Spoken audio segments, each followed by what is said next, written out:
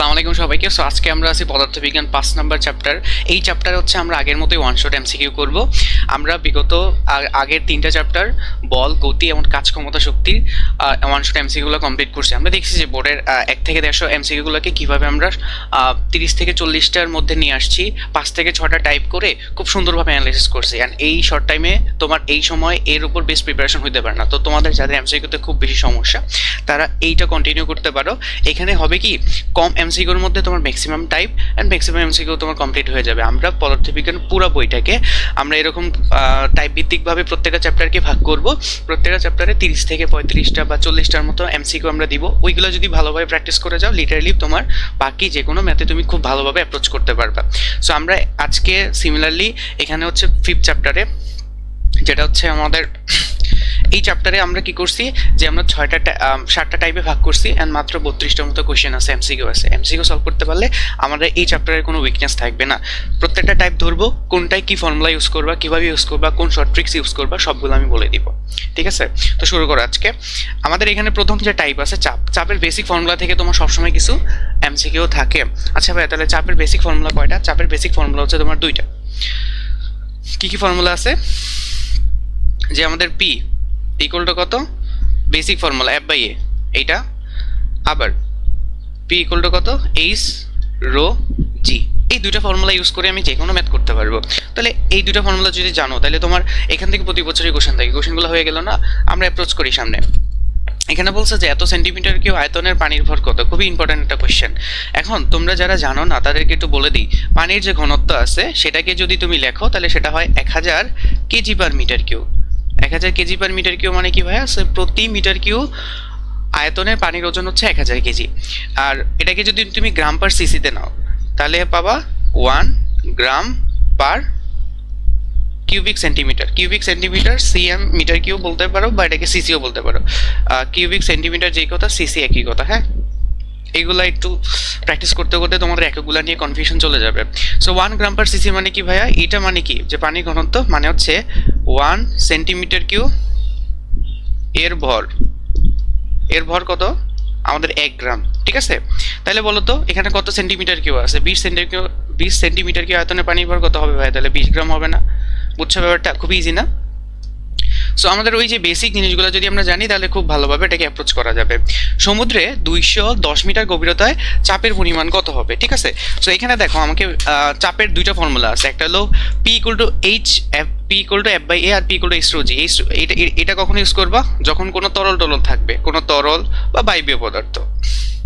তরল বা বায়বীয় পদার্থ, ঠিক আছে, তরল বা বায়বীয় পদার্থ, এগুলোর ক্ষেত্রে এটা ইউজ করে ফেলবা। ঠিক আছে, এখানে দেখো আমাদের কি আছে, সমুদ্র তরল, তাহলে মানে তুমি বসা দাও পি ইকুয়াল টু কত, যে আমাদের বলছে চাপের পরিমাণ এইচ এইচ রো জি। এইচ এর মান কত বলো তো ভাই? এখানে এইচ এর মান হচ্ছে আমাদের 210, আর রো এর মান হচ্ছে কত দেওয়া আছে 1025, আর জি এর মান তো আমরা জানি 9.8। তাহলে এখান থেকে আমরা এইটা কিসে আসবে বলো তো ভাইয়া? চাপের এককটা কিসে? প্যাসকেলে না? ওকে, তাহলে দেখো এখানে কত আসে আমাদের 210 ইন্টু 1025 ইন্টু 9.8। ওকে, সো এখান থেকে যদি আমরা ক্যালকুলেট করি ইজিলি আমাদের মানটা চলে আসবে। সো আমাদের আসছে হচ্ছে 2109450 এত কি প্যাসকেল। এখন এই প্যাসকেল এটাকে যদি তুমি 10⁵ দিয়ে ভাগ করো তাহলে কি পাবা? তোমার এটিএমই নিতে হবে ভাই, মনে রাখবা 1 এটিএম ইকুয়াল টু কত? মনে রাখবা, এখানে লিখে দিই 1 এটিএম ইকুয়াল টু হচ্ছে কত? 10⁵ প্যাসকেল। প্যাসকেল বা নিউটন বাই মিটার স্কয়ার একই কথা। সো এটাকে তুমি কি করবা? এটাকে যদি আমরা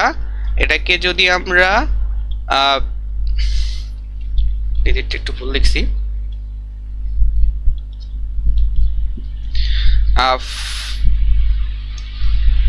450 বাই 10⁵ করে দিই, তাহলে এটা কোথায় চলে যাবে ভাইয়া? এটিএম এ চলে যাবে। বুঝতে পারছো?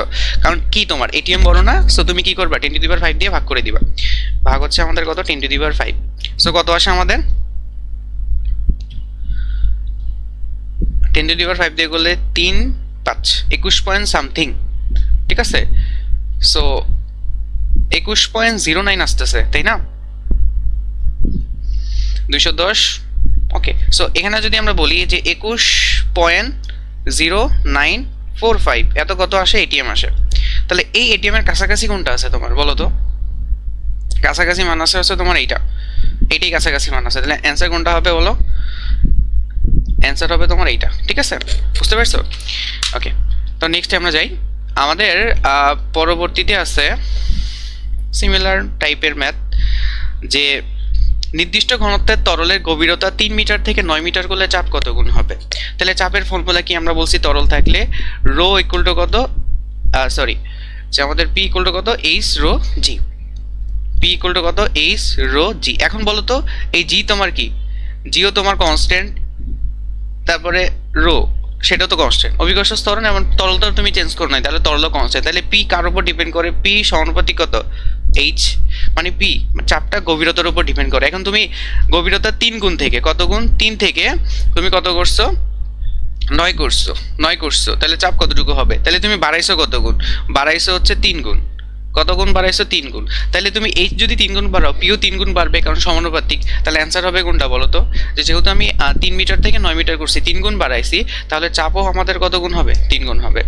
5 সেন্টিমিটার কিউব ক্ষেত্রফলের উপর 2 নিউটন বল লম্বভাবে প্রযুক্ত হলে কত চাপ সৃষ্টি করবে? বেসিক ফর্মুলা চাপের, পি ইকুয়াল টু কত বলো তো? পি ইকুয়াল টু কত, এফ বাই। এখানে কি তরল ইউজ করছি আমরা? তাই না। সো আমি তো তোমাদের দুইটা ফর্মুলা পড়াইছি, P equal to F by A, আর পি ইকুয়াল টু হচ্ছে কত, এইচ রো জি। সো এখানে দেখো তো এফ এর মানটা কত তোমার? এফ এর মানটা হচ্ছে 2 নিউটন, এর মানটা দেওয়া আছে এত ক্ষেত্রফল, হ্যাঁ ক্ষেত্রফলে, সরি এটা তোমার 2 হবে, হ্যাঁ ক্ষেত্রফলে 2 হবে, ক্ষেত্রফলের উপর। এখন তাইলে দেখো আমরা বসাই, এফ এর মানটা কত, 2। এখন ভাইয়া এই যে আমাদের যে এর ইয়াটা আছে, ক্ষেত্রফল কিসে বসাবো? অবশ্যই এসআই ইউনিটে বসাবে। এসআই ইউনিটে হচ্ছে তোমার কি হয়, মিটার স্কোয়ার হবে। তাহলে এখানে সেন্টিমিটার স্কোয়ার থেকে মিটার স্কোয়ার নেওয়ার জন্য তোমার কি করা লাগে, 10⁻⁴ দিয়ে গুণ করা লাগে। কেন করা লাগে? সেন্টিমিটারের মধ্যে দুইটা সেন্টিমিটার স্কোয়ার মানে 2টা সেন্টিমিটার, তো একটা সেন্টিমিটারকে তোমার 100 দিয়ে ভাগ করতে হয়, দুইটাকে তাহলে কত দিয়ে ভাগ করতে হবে, 100 ইন্টু 100। ঠিক আছে, এই এককগুলো নিয়ে তোমাদের সমস্যা হলে তোমরা আমাকে জানাবে, আমি এটার জন্য ভালো একটা ভিডিও দিব কিভাবে তোমরা এককগুলো খুব সহজে ট্রান্সফার করতে পারো। তাহলে ভাই দেখো এখানে কত আসে, আমরা যে আমাদের উপরে হচ্ছে 2, নিচে হবে হচ্ছে কত, 5 ইন্টু 10⁻⁻⁴, তাহলে 4000 কত আসে, 4000 প্যাসকেল। 4000 প্যাসকেল। বেসিক ফর্মুলাগুলো ইউজ করলেই মোটামুটি আমাদের হয়ে যাবে, ঠিক আছে? তারপরে আমরা নেক্সট পরবর্তী আমাদের ইয়াতে যাই। সো নেক্সট কোয়েশ্চেনে আমাদের আছে যে প্যারেকের অগ্রভাগ সূচালো হয়, প্যারেক তো চিনো নাকি? সো প্যারেকটার অগ্রভাগ সূচালো হলে কি হবে, যে প্যারেকটার অগ্রভাগটা মোটা ওইটা তুমি দেয়ালে প্রবেশ করাইতে তোমার অনেক বেশি ফোর্স দেওয়া লাগবে, তাই না? ঠিক আছে, সো প্যারেকের অগ্রভাগ সূচালো করলে কি হয় আসলে বলো? চাপ বাড়ানোর জন্য, বল বাড়ানোর জন্য, নাকি যান্ত্রিক সুবিধা বাড়ানোর জন্য? একটা কথা চিন্তা করে দেখো, অগ্রভাগটা আমি সূচালো করছি মানে কি, এ কমাইছি, মানে আমাদের পি ইকুয়াল টু কত, এফ বাই এ, আমরা তো ফর্মুলা তাই জানি, তাই না? সো আমরা কি করছি, যে এটা কমায় দিছি, যে এ যখন কমাবো তখন সুতরাং আমাদের কি হবে, পি বেড়ে যাবে। পি পি পি কি হয়ে যাবে, বেড়ে যাবে। কেন পি বেড়ে যাবে? কারণ এই দেখো এফ আর পিটা ব্যস্তানুপাতিক, ঠিক আছে, চাপটা বেড়ে যাবে, তাহলে চাপ বেড়ে যাবে, কারণ তুমি এটা কমায় দিছো। অগ্রভাগ সূচালো করা মানে প্রান্তের অগ্রভাগের যে ক্ষেত্রফল সেটা কমে গেছে বল বাড়ানোর জন্য। বল তুমি বাড়ানো নেই, তুমি আগে যতটুকু দিতে এখন ততটুকুই দিব, বাট তুমি ট্রাই করতেছো চাপ বাড়ানোর জন্য, যান্ত্রিক সুবিধা বাড়ানোর জন্য।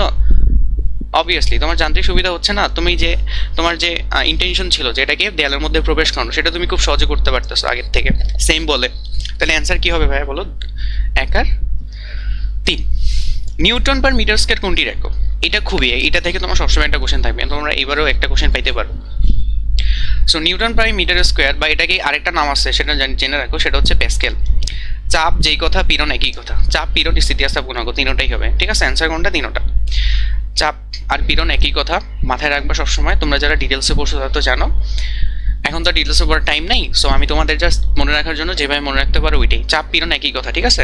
স্থিতিস্থাপক গুণাঙ্ক আমি যদি একটু দেখি, দেখো আমরা জানি যে পীড়ন ইকুয়াল টু হচ্ছে স্থিতিস্থাপক গুণাঙ্ক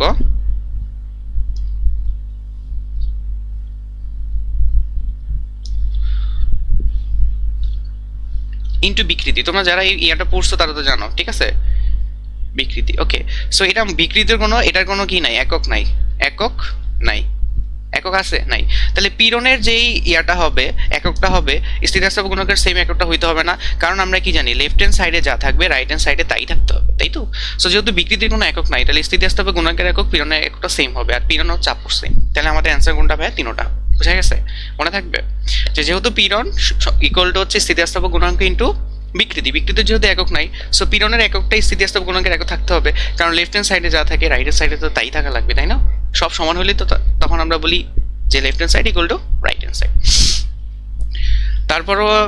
তারপরে আমরা হচ্ছে আমাদের 2 নম্বর টাইপ, সেটা হচ্ছে ঘনত্বের টাইপ। ভাই ঘনত্বের জন্য জাস্ট একটা ফর্মুলা কাটতে হবে যে রো ইকুয়াল টু কত?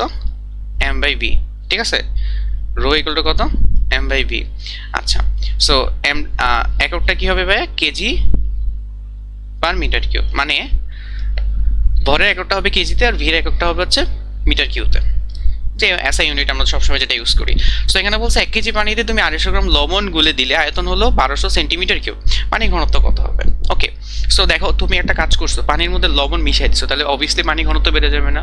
তুমি যেই একটা নর্মাল পানি আর একটা শরবত, ওটার মধ্যে শরবতের মধ্যে অবভিয়াসলি তার ঘনত্ব একটু বেশি, কারণ তুমি এখানে লেবু অ্যাড করছো, প্লাস আর লেবুর কারণে বেশি ইয়া হয় না, বাট তুমি চিনি বা লবণ অ্যাড করছো, ওইটার কারণে কি ওর ডেনসিটি বেড়ে গেছে। তাহলে আমরা ফর্মুলা কি জানি? বেসিক ফর্মুলা যে আমাদের ঘনত্ব ইকুয়াল টু হচ্ছে কত? M by V. চলে এখানে বলো তো টোটাল এম কত? এই যে 1 কেজি প্লাস 250 গ্রাম, এই দুইটা, সো আমরা বলতে পারি এটা হচ্ছে 1.25 কেজি। ঠিক আছে, কেমনে 25 কেজি হলো? 250 গ্রাম মানে কত? তুমি এটাকে কেজিতে নিলে কত? 25 কেজি আসে না 1000 দিয়ে ভাগ করলে? তাহলে টোটাল কত আসে? তাহলে টোটাল ভর এম টোটাল, ঠিক আছে, V total, so M total কত আসলো? 1.25 কেজি। ওকে, এখন এইটাকে তুমি আমি কি বলছি, সেন্টিমিটার কিউব থেকে কিসে নিবা? তুমি এটাকে মিটার কিউতে নিতে হবে, এটা কিসে নিতে হবে? ভিটা মিটার কিউতে নিতে হবে। তাহলে তুমি কি করবে? একটা কথা চিন্তা করে দেখো, এখানে সেন্টিমিটার কিউ কয়টা আছে বলো তো? 3টা সেন্টিমিটার কিউ আছে, মানে 3টা সেন্টিমিটার মিলে সেন্টিমিটার কিউ হয়েছে। তো একটা সেন্টিমিটার কিউকে, একটা সেন্টিমিটারকে মিটার নেওয়ার জন্য 100 দিয়ে ভাগ করতে হয়, তাহলে 3টাকে কত দিয়ে ভাগ করতে হবে? 100 বাই 100 বাই 100, বুঝছো? এগুলো তোমাদের আমি দেখাই দিলে খুব ভালোভাবে বুঝবা। কত? 100 ইন্টু 100 ইন্টু কত? 100, মানে 10⁻6 দিয়ে তুমি মোটামুটি আমি বলতে পারি এখানে কত? 10⁻6 না, উপরে গেলে 10⁻6, 10⁻6 দিয়ে যদি গুণ করে দাও, মোর দেন এনাফ। বুঝতে পারছো? তাহলে এটাকে আমরা বলতে পারি এত মিটার কিউ। তাহলে এখানে কত আসে ভাইয়া? 1200 ইন্টু 10⁻6 মিটার কিউ। তাহলে এখান থেকে আমাদের কেজি পার মিটার কিউটা মোটামুটি হয়ে যায়। তাহলে 1.25 নিচে আসবে হচ্ছে আমাদের 1200 ইন্টু 10⁻⁻6, তাহলে কত আসতেছে? 41 পয়েন্ট, যে আমাদের 104167 কেজি পার মিটার কিউ। ওকে, এখন এইটার কাছাকাছি মান কোনটা আছে বলো তো? 1200, এই যে এটা। সো অ্যান্সার কোনটা হবে? এটা। বুঝতে পারছো যে টোটাল ভর বাই টোটাল আয়তন। ঘনত্বের একক কি? KG per metre cube. আচ্ছা, কেজি পার মিটার কিউ, এখন এটা মনে রাখবা, এটা জিনিস মনে রাখবা, এটার একক কিন্তু তোমার গ্রাম পার সিসিও হয়, গ্রাম পার সিসি, অথবা এটাকে লেখা যায় গ্রাম পার সেন্টিমিটার কিউ। মনে রাখবা, একটা প্র্যাকটিস করলে আমাদের আরও 3-4টা প্র্যাকটিস হয়ে যায়। বুঝতে পারছো? আমাদের টাইপ ভিত্তিক প্র্যাকটিস করার লজিকটা হচ্ছে এটাই। তারপরে এখানে দেখো ভাইয়া, এখানে বলছে যে এত আয়তনে একটি বস্তুর ভর 10 কেজি হলে বস্তুটির ঘনত্ব কত? খুব সিম্পল কোয়েশ্চেন, তাই না? এইগুলো বারবার আসতেছে, বাট কি হয়, তোমরা হচ্ছে ওই টাইপ ওয়াইজ প্র্যাকটিস করো না, এলোমেলো প্র্যাকটিস করো, সো তোমাদের আসলে ডিটেইলি প্র্যাকটিসটা করাই হয় না।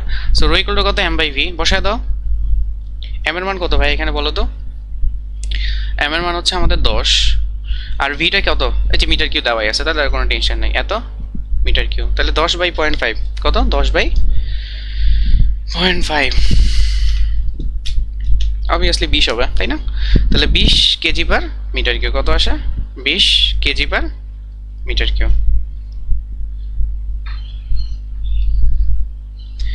তারপরে আছে যে একটি 3 গ্রাম ভরের বেলুনে 15 গ্রাম বাতাস ভরা হলে বেলুনের আয়তন এত সেন্টিমিটার করে, বেলুনের বর্তমান ঘনত্ব কত? কি পরিস্থিতি আমাদের? রো ইকুয়াল টু কত? যে আমাদের এম টোটাল বাই হচ্ছে ভি টোটাল। এম টোটাল কত বলো তো? এখানে কত? 3 গ্রাম ছিল, আর হচ্ছে কত? তাহলে 3 প্লাস 25 28, তাই না? এই গ্রামকে কিসে নিতে হবে ভাই? কেজিতে নিতে হবে। কেজিতে নেওয়ার জন্য তুমি 1000 দিয়ে ভাগ করবা বা 10⁻3 দিয়ে গুণ করবা, একই কথা। ওকে, এম টোটাল করার পরে এখন হচ্ছে ভি টোটাল। ভি টোটাল কত? 200 সেন্টিমিটার কিউ। একটু আগে দেখাইছে সেন্টিমিটার কিউ থেকে, এই যে তুমি মিটার কিউতে কিভাবে যাবা? 10⁻6 দিয়ে গুণ করে দিবা। কত? 10⁻6 দিয়ে, একটু আগে দেখাইছে তোমাদের। কেন 10^6 দিয়ে করবা সেটাও শর্টকাটে বলা হয়েছে, ঠিক আছে? এগুলো যদি ডিটেলস চাও আমাকে জানাবো, আমি ডিটেলসটা দিয়ে দিব। বাট এখানে ডিটেলস করতে গেলে তুমি অনেক বেশি তোমার ঝামেলা হয়ে যাবে। তো আমি যেটা বলি যে আমি তো বুঝাইলাম, বুঝলে ভালো, বাট শর্ট টাইম একটু বোঝা অনেকের জন্য টাফ। তোমরা যেটা করবা, যদি সেন্টিমিটার স্কোয়ার থেকে মানে সেন্টিমিটার স্কোয়ার থেকে মিটার স্কোয়ারে যাইতে হয় তাহলে 10^4 দিয়ে গুণ করবা, আর সেন্টিমিটার কিউ থেকে মিটার কিউতে যাইতে হলে 10^6 দিয়ে গুণ করবা। ওকে, এখন তো দেখাই দিছি তোমাদের। ওকে, তো এখানে কত আসে দেখো। আচ্ছা, এটা মনে রাখতে পারো যে আমি জাস্ট বলে দিই যে 1 মিটার স্কোয়ার ইকুয়াল টু হচ্ছে কত, 10^4 সেন্টিমিটার স্কোয়ার, আর 1 মিটার কিউ মানে হচ্ছে 10^6 সেন্টিমিটার কিউ। এটা মাথায় রাখতে পারো, তাইলেই তোমাদের মোটামুটি এখানে সমস্যাটা হবে না। তাহলে 28 ইন্টু 10^-3 নিচে আসতেছে 200 ইন্টু 10^-6, তাহলে ডেনসিটি আসতেছে কত, 140 কেজি পার মিটার কিউ। বোঝা গেছে? তাহলে অ্যান্সার কত ভাই, এটা 140 কেজি পার মিটার কিউ। তো আসি দেখি আমাদের টাইপটা শেষ হইল না, এই টাইপের উপর একটা ম্যাথ আছে। সো দেখি, সো এখানে কি আছে।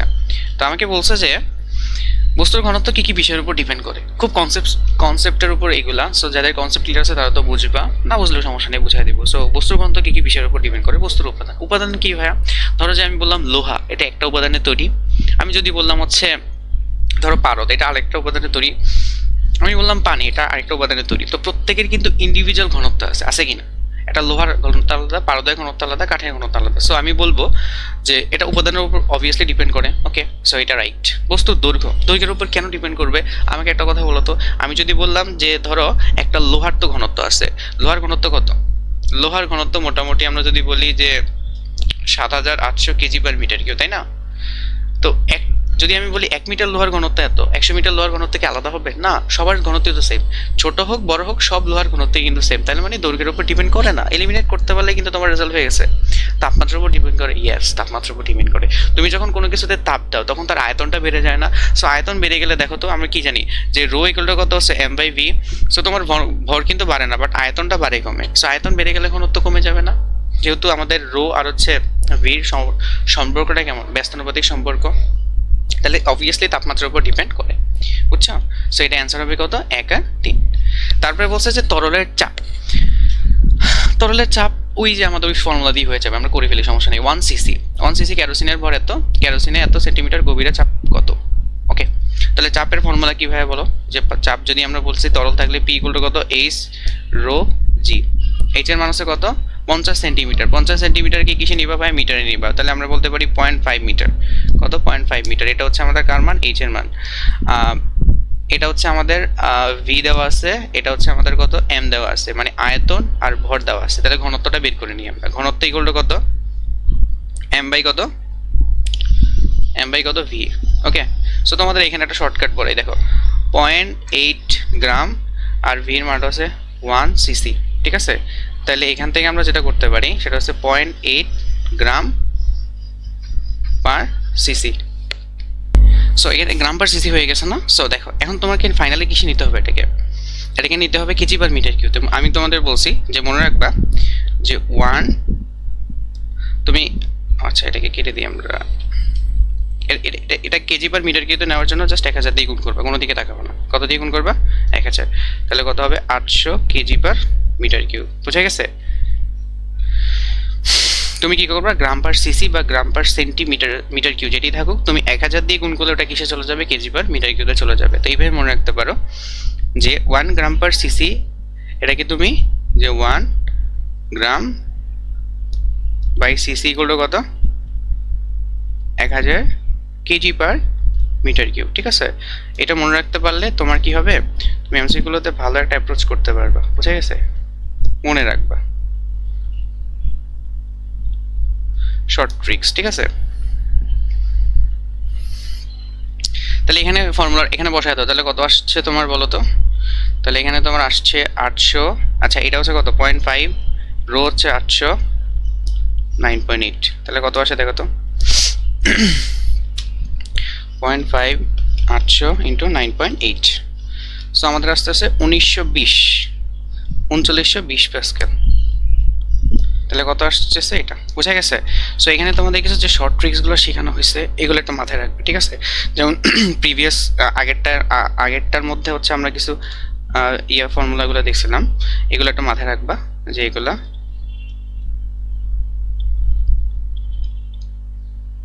শর্ট ট্রিক্স, ঠিক আছে। এই ট্রিক্সগুলো মাথায় রাখলে কিন্তু তোমার হয়ে যাবে, বুঝতে পারছো। এই শর্ট ট্রিক্সগুলো একটু মাথায় রাখবা। আমরা আমাদের নেক্সট ইয়াতে যাই, 6 করলাম, তারপর হচ্ছে 7 তরলের চাপ। সো সিমিলারলি এখানে বলছে একটি তরলপূর্ণ পাত্রের তলদেশের তরল প্রযুক্ত চাপ যে বিষয়ের উপর ডিপেন্ড করে, মানে পাত্রের তলদেশ, একটা পাত্র আছে না, তলদেশের মানে চাপটা কিসের উপর ডিপেন্ড করে না, এইচ রো জি, আমরা তো ফর্মুলা জানি তাই না। সো এখান থেকে দেখবো কি কি বিষয়ের উপর ডিপেন্ড করে আর কি কি বিষয়ের উপর ডিপেন্ড করে না। তো এখানে দেখো অভিকর্ষ স্তরের উপর ডিপেন্ড করে। যখন তোমার দেখবা যে কোনো ডিরেক্ট নির্ভর করে না এই টাইপের জিনিসপত্র আসে, ডিরেক্টলি ফর্মুলাতে চলে যাবে। ফর্মুলার মধ্যে আছে কি কি ইম্পর্টেন্ট আর কি কি, মানে কি কি নির্ভর করে আর করে না। যখন এইচ এর উপর ডিপেন্ড করে, কার উপর, এইচ এর উপর নির্ভর করে, কারণ এইচ আছে ফর্মুলার মধ্যে চাপ, তাহলে উচ্চতা হবে, তাহলে উচ্চতা যেহেতু হবে, এখানে বলছে না, তাহলে উচ্চতা হবে না অ্যান্সার। রো ঘনত্বের উপরে ডিপেন্ড করে, তাহলে ঘনত্ব হবে না। তারপরে বলছে জি অভিকর্ষ স্তরের উপর ডিপেন্ড করে, এটা হবে না, তাহলে বাকি আছে কোনটা, এটা হবে। মানে তলদেশের ক্ষেত্রফল যতই কম বেশি হোক ডাজন্ট ম্যাটার, বুঝতে পারছো। ওকে, সো একটি পুকুরে তলদেশের চাপ এত হলে ওই পুকুরের গভীরতা কত। পুকুরের মধ্যে কি আছে ভাইয়া, পানি আছে, তাহলে পানির রো ডব্লিউ কত, 1000। এটা অ্যাটলিস্ট বুঝতে হবে, অ্যাটলিস্ট এটা ধরতে হবে, তাই না। তাহলে আমাদের ফর্মুলা কি, যে পি ইকুয়াল টু কত, এইচ রো জি। সো এখানে আমাদের বলছে গভীরতা, তাহলে H by rho W G equal to কত, P by rho W G equal to হচ্ছে এইচ, বসায় দাও। তাহলে পি এর মান হচ্ছে আমাদের কত, 2.94 10⁴ বাই হচ্ছে 1000 ইন্টু 9.8, এটার মান হচ্ছে হাইট। সো আমরা 2.94 ইন্টু 10⁴ বাই হচ্ছে 1000 ইন্টু 9.8। সো এটা আমরা মোটামুটি আমরা কত আসবে, এইচ ইকুয়াল টু কত, 3 মিটার। খুব সিম্পল অ্যান্সার, তাই না, কত সহজ, বুঝতে পারছো। সো ফর্মুলা কিন্তু দেখো ওই ঘুরে ফিরে আমরা 2-3টা ফর্মুলাই বারবার ইউজ করতেছি। সো তোমরা এগুলো একটু প্র্যাকটিস করলে কিন্তু আমাদের মোটামুটি ভালো একটা প্রিপারেশন হয়ে যায়। তারপর আছে প্লবতা। প্লবতা কি ভাই, কি প্লবতা মানে হচ্ছে যে আমাদের ধরো যে কোনো একটা কিছুকে বায়ু বা তলের মধ্যে নিমজ্জিত করলে সেটা একটা ঊর্ধ্বমুখী বল লাভ করে, তাই না। যেমন ধরো তুমি এখানে যতটা ভারী অনুভব করবা, তুমি কিন্তু পানিতে অতটা ভারী অনুভব করবা না, তার মানে তোমার ওজন কিছুটা কমে যাচ্ছে। কিসের কারণে কমে যাচ্ছে, কেউ তোমার উপর দিকে ঠেলতেছে, এই যে ঠেলতেছে এটাই হচ্ছে তোমার প্লবতা, বুঝতে পারছো। কারণ তুমি দেখবা, নিজেই দেখবা পানিতে তোমার ওয়েটটা কিন্তু অনেক কমে যায়, বাতাসে কমে, বাট বাতাসটা তুমি ফিল করতে পারো না, কারণ ওটা খুবই লিমিটেড। সেখানে বলছে তলে নিমজ্জিত বস্তুর ওজন হারায় নিচের কোনটির জন্য, ঊর্ধ্বমুখী বল, নিম্নমুখী বল, তরলের চাপ, কোনটি নয়। ঊর্ধ্বমুখী বল। মনে রাখবা যে প্লবতা মানে হচ্ছে ঊর্ধ্বমুখী বল। কি, প্লবতা মানেই ঊর্ধ্বমুখী বল, একই কথা, কারণ প্লবতা উপর দিকে কাজ করে, এটা আরেকটা নাম বলতে পারো, নিকনেম, ডাক নেম, ঠিক আছে। প্লবতা হলো কি, বস্তু কর্তৃক অপসারিত প্রবাহীর ওজন, হ্যাঁ প্লবতা এটা। লব্ধি ঊর্ধ্বমুখী বল, হ্যাঁ ভি রোজি, তিনোটাই প্লবতার ফর্মুলা। যেমন প্লবতা ঊর্ধ্বমুখী বল তো বললাম, আর প্লবতার ফর্মুলা ভি রোজি, এটা তো তোমরা সামনে ইউজ করবো, তোমরা তো লাগবেই। আর বস্তু কর্তৃক অপসারিত প্রবাহের মানে হলো প্রবাহের ওজন, এটা যেই মানে হলো তরলটা বা যে বায়বীয় পদার্থটা অপসারণ করে সেটাই হচ্ছে প্লবতা। কারণ এইটাই তো তোমার কি করছে, ওয়েটটা কমায় দিছে না, বুঝতে পারছো। তাহলে ওয়েটটা কমায় দিছে, আর তুমি কি করছো, যেখানে বসছো ওই পরিমাণ পানি বা ওই পরিমাণ বায়ু অপসারণ করছো, তাহলে দুইটা ইকুয়াল, বুঝতে পারছো। যে আমাদের এই তুমি যেই পরিমাণ বায়ু অপসারণ করছো বা তুমি যেই পরিমাণ পানি অপসারণ করছো বা তরল অপসারণ করছো তার ওজনের সমানই হচ্ছে কি প্লবতা। এই জন্য বলছে যে বস্তু কর্তৃক অপসারিত, মানে তুমি যে পরিমাণ পানি সরাই দিছো তার ওজনই হচ্ছে প্লবতা। এটা আমরা সামনে এই টাইপের ম্যাথ তো তোমরা করছো না, এখন তো তোমার ফাইনাল রিভিশন। সো এটা আমরা বুঝতে পারছি প্লবতা। সো আমরা এখন নেক্সট টপিকে চলে যাব, ডুবে থাকা ভেসে থাকা। খুব কোশ্চেন আসে মাঝে মাঝে যে কত পার্সেন্ট ডুবে থাকবে, কত পার্সেন্ট ভেসে থাকবে, তাই না। তো এটার জন্য দেখি আমাদের কি কি দরকার আছে। তো আমরা এখানে কিছু এই টপিকটা করার জন্য আমাদের কতগুলো জিনিস লাগবে, তো সেই জিনিসগুলো আমি ওই যে অ্যাজ ইউজুয়াল ট্রিক্সগুলো তোমাদের একটু বলে দিব, যাতে তোমাদের কাছে ধরতে অনেক বেশি সুবিধা হয়। সো এটা মাথায় রাখবা যে আমাদের কি, যে তরলের ঘনত্ব ইকুয়াল টু বস্তুর ঘনত্ব।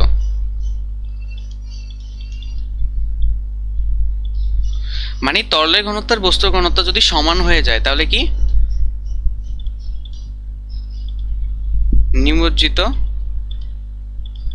অবস্থায় ভাসবে। নিমজ্জিত অবস্থায় ভাসবে মানে কি একবারে ডুবে ডুবে আছে, বুঝছো? এটা হচ্ছে 1 নম্বর পয়েন্ট, মাথায় রাখবা। 2 নাম্বার, যে তরলের ঘনত্ব গ্রেটার দেন বস্তুর ঘনত্ব।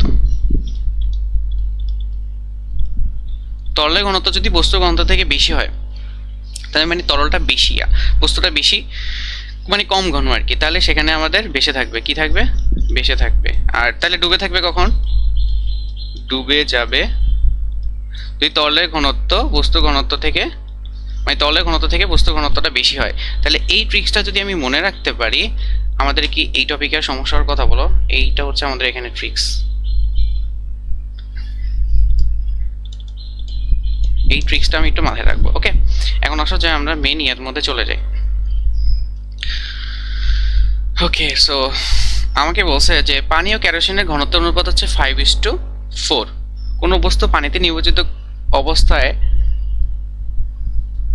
ভাসলে কেরোসিনে কি হবে, মানে এটা ভাসলে হবে, বুঝছো? ভাসলে বস্তুটি কেরোসিনিকে হবে। তার মানে ধরো যে বলছে পানি এবং কেরোসিনের ঘনত্ব অনুপাত 5 কত? 5:4। তাহলে দেখো এখানে বসায় দাও। তাহলে আমরা দেখো লিখতে পারি রো ডব্লু, এটা হচ্ছে পানি, আর রো ইকুয়াল টু হচ্ছে কত?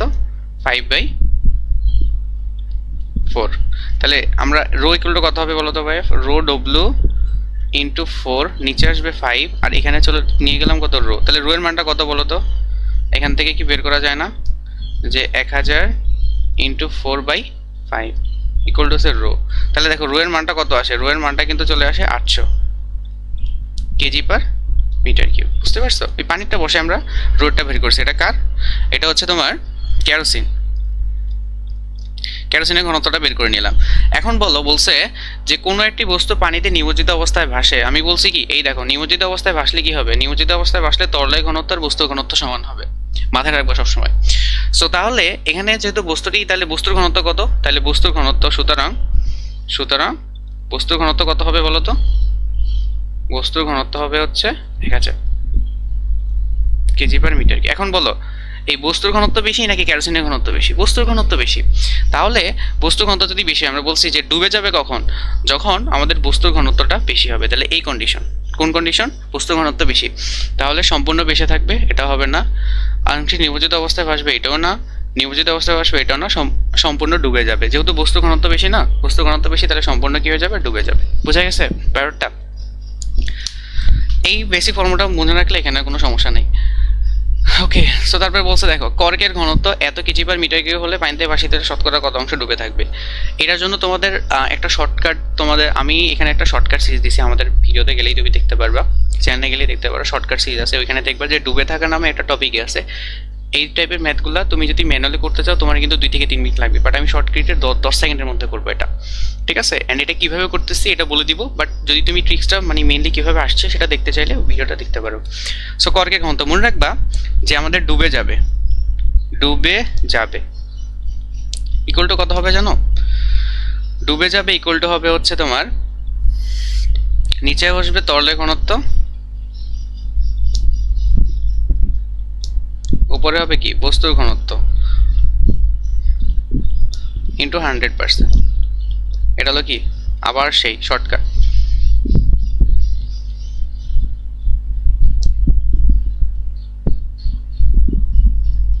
ওকে,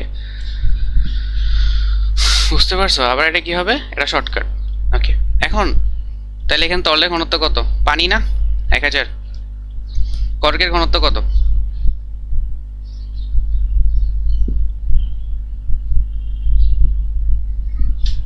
এখানে একটা জিনিস মিস হয়েছে, আমি বলি এটা 3 হবে, বুঝছো? 0.25 ইন্টু 10⁻³ ইন্টু 100%। আচ্ছা, এখন বললো না যে এটা 10 সেকেন্ডের মধ্যে করবো, এটা এতক্ষণ লাগছে কেন? আমি তো তোমাদের দেখাইতেছি, তাই না? আমি তো পুরোটা ক্যালকুলেটর বসাই দিব, আমার তো টাইম লাগবে না, বুঝছো? বুঝতে পারছো কিনা? তোমাদের দেখানোর জন্য তো আমি বড় করলাম। তাহলে 25% আসে, কত পার্সেন্ট? 25% ডুবে থাকবে। পানি নিচে কত থাকবে? পানি নিচে থাকবে মানে ডুবে থাকবে, আর বেশি থাকবে কত? তাইলে 75%। ওকে, মাথায় থাকবে। ডুবে থাকা অংশ যদি তোমার পরীক্ষায় বেঁচে থাকা অংশ চায়, তুমি ডুবে থাকার অংশটা বের করলা, তারপরে মাইনাস করে দিলে 100 থেকে, তাহলে তো হয়ে গেছে, বুঝছো? সো খুবই ট্রিকি ছিল ব্যাপারটা, একটু খেয়াল করলে তোমরা আশা করি এগুলো করতে পারবা। তারপরে আসো নেক্সট আমাদের একটা সো এখানে বলছে যে 5 কেজি ওজনের একটি বস্তুকে পানিতে নিমজ্জিত করা হলো, বস্তুটির আয়তন হচ্ছে এত, পানির ঘনত্ব এত। বস্তুটির প্রকৃত ওজন কত? প্রকৃত ওজন কেমনে বের করে? 5 কেজি ওজনের একটি বস্তুকে পানিতে নিমজ্জিত করলাম, তাহলে বলছে যে বস্তুটির আয়তন এত সেন্টিমিটার, তাহলে আমাদের ডব্লিউ ইকুয়াল টু কত? mg, তাই না? প্রকৃত ওজনের জন্য তুমি বসা দাও 5 × 9.8, শেষ। কত আসে? 45 আর 4 49 নিউটন, তাই না? বুঝছো কত নি হবে? 49 নিউটন। পানিতে নিমজ্জিত অবস্থায় বস্তুটির উপর ঊর্ধ্বমুখী বল কত? প্লবতা। কত বের করতে বলছে ভাই? প্লবতা। তাহলে প্লবতা হচ্ছে কি? ঊর্ধ্বমুখী বল মানে হচ্ছে প্লবতা, ভি রো ডব্লিউ জি। পানিতে নিমজ্জিত অবস্থায় বস্তুটির ওপর ক্রিয়ারত ঊর্ধ্বশীল বল কত? ঊর্ধ্বমুখী বল কত? আচ্ছা, এই ভি মানে কত মনে রাখবা? ভি মানে হচ্ছে অপসারিত তরলের আয়তন।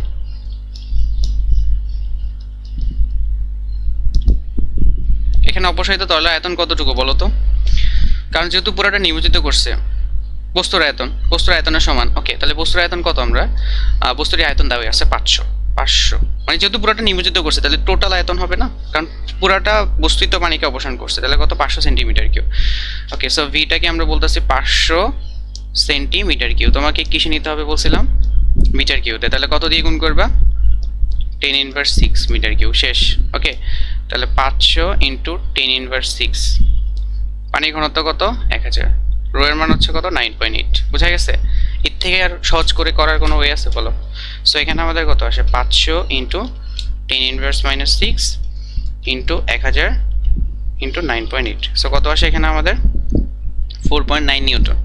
বেশি আসে নাই কিন্তু, 4.9 নিউটন। এতটুকু ঊর্ধ্বমুখী বল লাভ করবে। বুঝা গেছে? এই টাইপের কোশ্চেন কিন্তু আসবে, তোমরা পাবাই, যে কোনো বোর্ডে পেয়ে যাবা। বুঝা গেছে? চলো এবার আমরা নেক্সট টপিকে যাই। সো আমাকে বলছে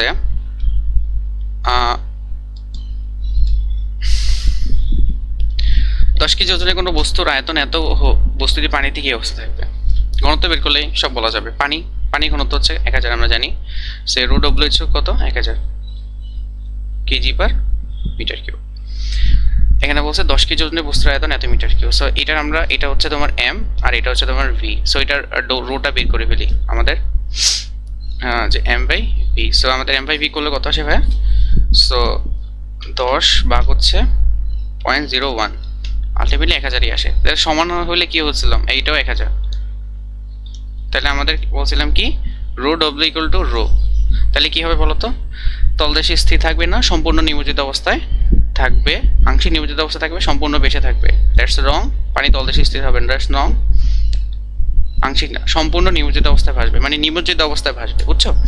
বুঝে আমি ট্রিক্স তোমাকে বলেই দিছি। 200 গ্রাম ভরের এত আয়তনের একটি বস্তুকে পানিতে ছেড়ে দিলে কি থাকবে? সেম কোশ্চেন ভাই, এগুলো আমি এটা না করলে হয়, তাও করে দিচ্ছি তোমাদের। রো ইকুয়াল টু কত? m/v। সো তুমি বসায় দাও। সো তুমি m কে কত নিবা? আচ্ছা, গ্রাম পার সেন্টিমিটার কিন্তু নিয়েও যা, তারপর হচ্ছে তুমি 1000 দিয়ে গুণ করে ফেলো। এটাকে আর কষ্ট করার দরকার নেই, সব ধরনের ট্রিক্সই তোমাদের শেখানো হবে, তোমার কাছে যেটা ভালো লাগে। হ্যাঁ, তোমার কাছে যেটা ভালো লাগে। তুমি চাইলে ওই যে আমার একটু আগে যেভাবে করছো ওইভাবে করতে পারো। এইটা তো এইভাবে তোমার একটা এমসিকিউ আমি দেখাইছিলাম। ওকে, সো কত আসে তোমার? 0.8 কেজি, সরি 0. আরো একটু কেটে দিই, 0.8 গ্রাম পার সিসি। তাহলে এটাকে কত দিয়ে গুণ করতে হবে বলছিলাম ভাইয়া? 1000 দিয়ে গুণ করলে কত আসে? 800, তাই না? 800 কেজি বাই মিটার কিউব। 800 যদি আসে তাহলে বলছে পানিতে কি অবস্থা থাকবে? কোনটা বড়? তরলের ঘনত্ব কম, তার মানে বেশি থাকবে, তার মানে ডুবে থাকবে? নো। সম্পূর্ণ নিমজ্জিত অবস্থায় নো, 80% ডুবে থাকবে। ডুবে থাকাটা কি বলছিলাম? ডুবে থাকা শর্টকাট পরে আসে, একটু আগে চেক করে আসো আগের স্লাইডে তোমাদের দেখেছি শর্টকাট। ডুবে থাকা কত? যে আমাদের রো ডব্লিউ ইন্টু 100। সো বসায় দেখো কত আসে? 80% চলে আসে। বুঝতে পারছো? তাহলে 80% কি থাকবে? ডুবে থাকবে। এর থেকে শর্টকাট হইতে পারে না। তারপরে চলো আমরা আমাদের নেক্সট ইয়াতে যাই, প্যাসকেলের ফর্মুলা। আমাকে বলছে প্যাসকেলের সূত্র কোন ক্ষেত্রে প্রযোজ্য? প্যাসকেলের সূত্র বায়বীয় তরল সবার ক্ষেত্রে প্রযোজ্য, এক্সপেক্ট কঠিন ছাড়া। তাইলে তরল ও বায়বীয় হবে। প্যাসকেল কি বলছিল জানো? তাহলে অ্যান্সার কোনটা হবে ফাইনালি? এটাও হবে, এটাও হবে, তো ফাইনালি অ্যান্সার হচ্ছে এটা। ওকে, সো আমাকে বলছে যে প্যাসকেল হচ্ছে যে তুমি বাহ্যিকভাবে যদি কোনো একটা মানে বল প্রয়োগ করো, সেই বলটা মানে পাত্রের সব জায়গায় সমানভাবে ছড়ায় পড়বে লম্বভাবে, ঠিক আছে? এটাই হচ্ছে। সো এটা তুমি কঠিন পদার্থের ক্ষেত্রে পাবো না, কারণ কঠিন পদার্থে আসলে মুভমেন্ট করে না কণাগুলো ফ্রিলি। সো এটা কঠিন পদার্থের ক্ষেত্রে পসিবল না, তরল বায়ু পদার্থের ক্ষেত্রেই পসিবল।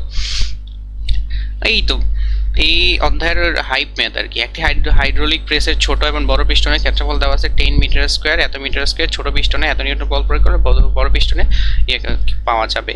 ফর্মুলা কি ছিল ভাই, মনে আছে? হ্যাঁ,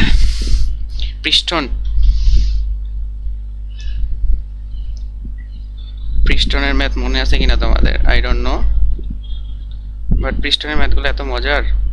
বাট তোমরা পারো কিনা? অনেকের এটা স্ট্রং পয়েন্ট, অনেকে পারে।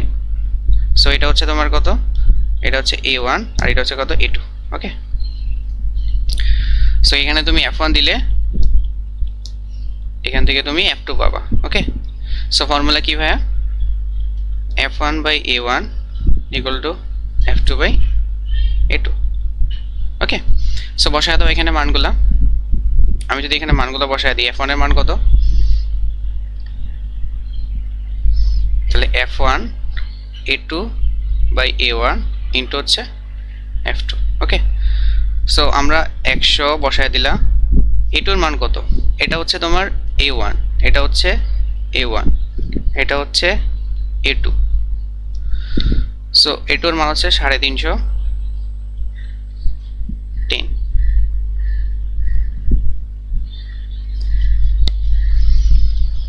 এখন আবার কেউ কেউ কোয়েশ্চেন আসা করবে 350 সাথে আরো বলতিস, এটা করে নিই আমরা। কত আসে? এত নিউটন F2। ওকে, এত নিউটন। কেউ কেউ এসে বলবে ভাই এটাকে কেন মিটার স্কয়ারে নেওয়া হলো না? কেন? কারণ দেখো দুইটা সেম না, তুমি তো ভাগ করতেছো তাই না? এখানে তুমি সেন্টিমিটার স্কয়ার নেওয়ার জন্য কি 10 ইনভার্স 4 করবা, এখানেও 10 ইনভার্স 4 করবা, আলটিমেটলি দুটো কাটাই যাবে। তো দরকার কি পরে কাটাকাটি না করে এখনই কাটাকাটি করে দাও।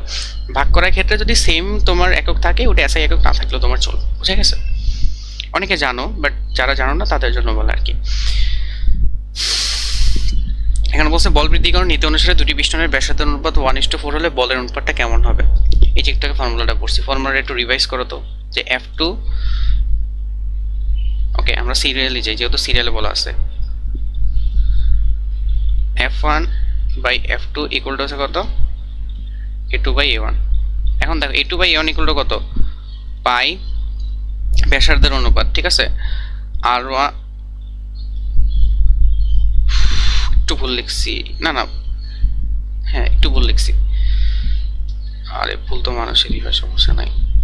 ওকে, সো এটা কত হবে? A1 বাই এটা হবে কত? A2। So F1 by A1 F2, ঠিক আছে। সো এটা কত বলো তো ভাইয়া? তুমি পাই R1 স্কোয়ার পাই R2 স্কোয়ার, তাই না? সো এখন দেখো F1 by F2 equal to কত লেখা যায় কাটাকাটি করে? R1 by R2 whole square, তাই তো? আর R1 বাই R2 অনুপাতটা কত? এই যে R1 by R2 equal to হচ্ছে কত? 1/4, ঠিক আছে? 1/4, এটা কিন্তু 8 না, আবার বাংলায় লিখছি তো। সো 1/4 তার কি হবে? হোল স্কোয়ার হবে। তার মানে কত? 1/16। বুঝতে পারছো? 1 বাই কত? 16। তাহলে রেজাল্টটা কত হবে? 1/16। এই যে F1 বাই F2 অনুপাত কত? 1/16। বায়ুচাপ পরিমাপের যন্ত্রের নাম কি ভাই? এটা হচ্ছে ব্যারোমিটার, এটা মাথায় রাখবে, এটা আসে কিন্তু প্রায় আসে। বায়ুচাপ মাপার যন্ত্রের নাম হচ্ছে আমাদের কি? ব্যারোমিটার।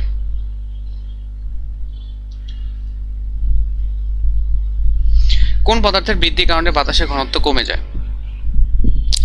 জলীয় বাষ্প। কেন ভাইয়া? মাথায় রাখবা, এইটা কার্বন ডাইঅক্সাইডের ভর 44, এটার ভর বেশি।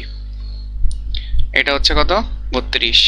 আণবিক ভর বলতেছি, এটার হচ্ছে কত? 28, আর এটা হচ্ছে কত? 18, ঠিক আছে? তাহলে রো ইকুয়াল টু কত? m/v।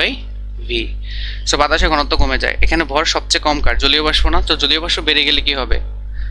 সো ভর কমে যাবে, m কমে গেলে রো আমার কি? কমে যাবে। নিচে কোন পদার্থে ইয়াং মডুলাস সবচেয়ে কম? ইয়াং মডুলাস যেটার হচ্ছে তোমার স্ট্রেংথ সবচেয়ে বেশি, ওটার ইয়াং মডুলাসও বেশি, মনে রাখবা, ঠিক আছে? তাহলে এখানে কোনটা হবে ফর্মুলা? এখানে সবচেয়ে উইক হচ্ছে কাট, সো এটা ইয়াং মডুলাসও সবচেয়ে কম। এখানে বলছে যে স্থিতিস্থাপক গুণাঙ্ক ইয়াং মডুলাস বাল্ক মডুলাস পীড়নের একক। ভাই এটা থেকে একটা কোশ্চেন তুমি যে কোনো বোর্ডে পাবা, ঠিক আছে? তুমি পাবাই স্থিতিস্থাপক গুণাঙ্ক ইয়াং মডুলাস বাল্ক মডুলাস পীড়ন সবগুলোর একক সেম। আমরা দেখছিলাম যে স্থিতিস্থাপক গুণাঙ্কের কথা, পীড়ন, আবার এখানে কিন্তু চাপ হইতে পারে, কি হইতে পারে ভাইয়া? চাপ হইতে পারে, চাপ, বাল্ক মডুলাস হইতে পারে, ইয়াং মডুলাস হইতে পারে, সবগুলোর হচ্ছে নিউটন পার মিটার স্কয়ার অথবা প্যাসকেল। মাথায় রাখবা, সবসময় লাগবে। অথবা এটিএমও কিন্তু থাকতে পারে, বুঝছো? সবগুলা কিন্তু চাপের একক। একই একক বিশিষ্ট রাশি যুগল নিচের কোনটি? বিকৃতি তো কোনো একই নাই, সো বিকৃতিবাদ। বলপীড়ন না চাপপীড়ন, একটু আমরা এটা শুরুতেই, তোমার ক্লাসের শুরুতেই কিন্তু তোমাদের দেখা দিচ্ছি খুব ভালোভাবে, বুঝতে পারছো? আমরা মনে হয় এন্ড অফ দ্য ক্লাসে চলে আসছি। পীড়ন ও বিকৃতির মধ্যে সম্পর্ক কেমন? সমানুপাতিক ভাইয়া। পীড়ন বিকৃতি সমানুপাতিক, হুকের সূত্র, বেসিক সূত্র থেকে চলে আসে। বজ্রপাত হলে যে বীজ দিয়ে আলো দেখা যায় সেটি পদার্থের কোন অবস্থা? বজ্রপাতের সময় তোমার গ্যাস পুরো আয়নিত হয়ে থাকে, তো গ্যাসের আয়নিত অবস্থাকে কি বলে বলো তো? প্লাজমা, তাই না? সো কঠিন তরল বায়ুতে পড়ছে, প্লাজমা বলে, বোঝা গেছে? আমরা এন্ড অফ দ্য ক্লাস চলে আসছি। সো এটাই হচ্ছিল আমাদের আজকে ক্লাস। দেখছো মাত্র 32টা কোশ্চেনের মাধ্যমে আমরা এই চ্যাপ্টারটাকে কভার করছি। সামনের সবগুলো চ্যাপ্টার এইভাবে আমরা কভার করব। শর্ট টাইমের মধ্যে এর থেকে ভালো প্রিপারেশন কোথাও নিতে পারবে না। আমি তোমরা ক্লাসটা করবা কোন কোন বিষয়টা নিয়ে তোমার সমস্যা সেটা নিয়ে যদি বলো, আমি ওইটা নিয়ে আবার অবভিয়াসলি ভিডিও দিব। সামনে আমরা চ্যাপ্টার 6 নিয়ে আসবো। সো আশা করি তোমাদের এটা অনেক বেশি ভালো লাগবে। তো এটা তোমরা চ্যানেলটা সাবস্ক্রাইব করে রাখবা, ফলো করে রাখবা, অ্যান্ড আমরা হচ্ছে বাকি চ্যাপ্টারগুলো সুন্দরভাবে কমপ্লিট করব, ঠিক আছে? সো আশা করি সবাই বুঝতে পারছো, না বুঝলে অবশ্যই জানাবা। আজকে এতটুকুই।